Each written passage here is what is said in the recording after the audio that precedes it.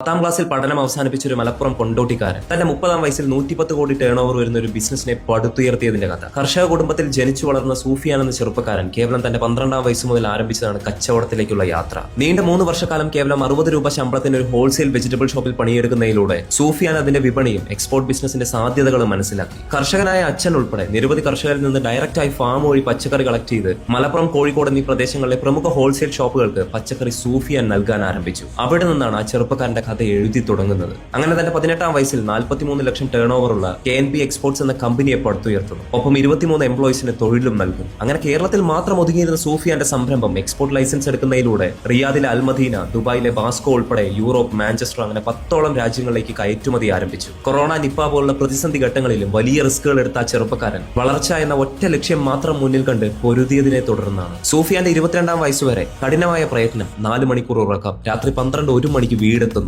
അന്നൊഴുക്കിയ വിയർപ്പ് ഇന്നവനെ എത്തിച്ചത് 110 കോടി വിറ്റുവരവുള്ള കമ്പനിയും റോൾസ് റോയ്സ് ഉൾപ്പെടെയുള്ള ഒരു ആഡംബര ജീവിതത്തിലേക്കുമാണ്.